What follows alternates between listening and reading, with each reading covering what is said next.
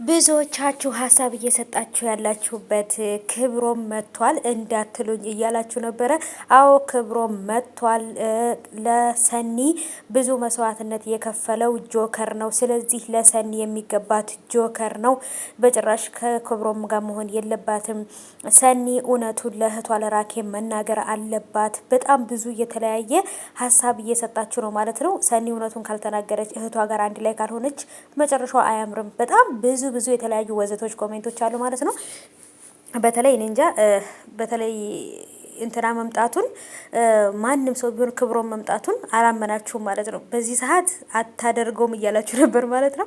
ሰላም ውድ የተከበራችሁ የቻናሌ ተከታታዮች እንዴት ናችሁልኝ? ከኔ ጋር ሁሉ ሰላም ነው። ሰላማችሁ ይብዛልኝ ባላችሁበት ውድ ቤተሰቦቼ።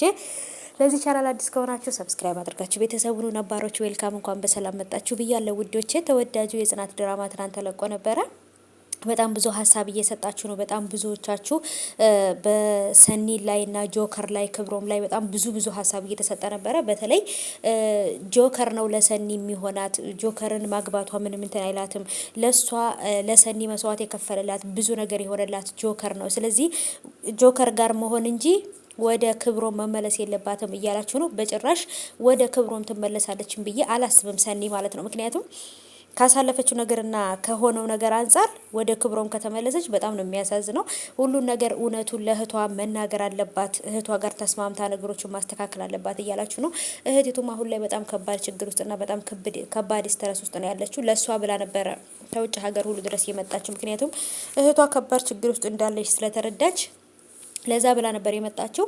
ትንሿም ወደ ጽናት መመለስ አለባት። ሊረዷት ይገባል ጽናትና ኪራ እያላችሁ ነው። ጽናትና ኪራ አሁን ላይ ጓደኛዋ በነገረቻቸው መሰረት ፈልገው ያገኟትና ወደ ቤት ይመልሷታል ብዬ አስባለሁ። ጽናት በእርግጥ ሰራተኛ ምንም ነገር አያስፈልግም። ትንሿም ውጭ ላይ ሆና ትንሽ መማር አለባት፣ የህይወትን ፈተና ማወቅ አለባት እያለች ነበር። ትንሿ በጣም ብዙ ፈተናና ስቃይ ያሳለፈች ልጅ ናት። አሁን ላይ በእርግጥ ትንሽ ወደ ፍቅር ሁሉ እንትን ላይ ስለገባች የማይሆን መስመር ውስጥ የተቀመጠች ይመስለኛል። እና ደግሞ ለሰኒ የሚገባት ጆከር ነው። ጆከር ለሷ ብሎ ብዙ መስዋዕት ከፍሏል። ስለዚህ ክብሮምን ብታገኘውም ወደ ክብሮም መመለስ የለባትም።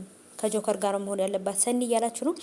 ትክክል ነው ቤተሰቦቼ። ሰኒና ጆከር አንድ ላይ ቢሆኑ ምንም ምርጥ ጥንድ ነው የሚሆኑት ብዬ አስባለሁ። ምክንያቱም ለሷ ብሎ በጣም ብዙ መስዋዕት እየከፈለ ነው።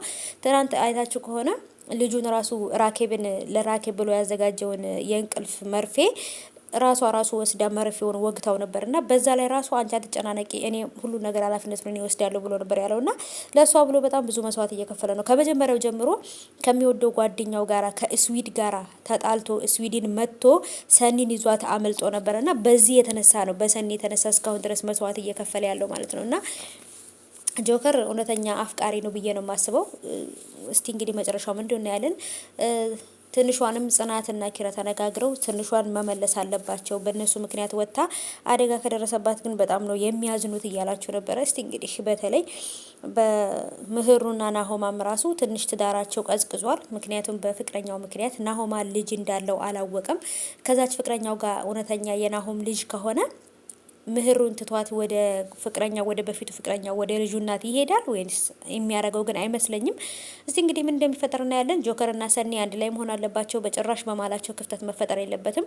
እውነቱን ለእህቷ ነግራት የተፈጠረው ነገርና እነሱም የተጋቡበትን ነገር እውነቱን መናገር አለባቸው። እና ደግሞ የሳቃችን ምንጭ የሆነችው ሀና የት ሂዳ ነው?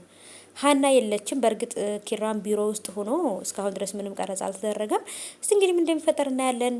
እነዚህም ያላየናቸውም ሰዎች ይመጣሉ እና ሀኒ ይመጣሉ ብዬ አስባለሁኝ። ሀኒ ማለት በነገራችን ላይ የሳቃችን ምንጭ ናት። ኪራም ደግሞ ትዳሩን እንግዲህ ለማስተካከልና በመሀላቸው ፍቅር እንዲሰፍን እያደረገ ነው። ይሄ ነገሩ ደግሞ በጣም ነው ደስ የሚለው። ጆከርና ሰኒ አንድ ላይ መሆን አለባቸው የምትሉ ኮሜንት ላይ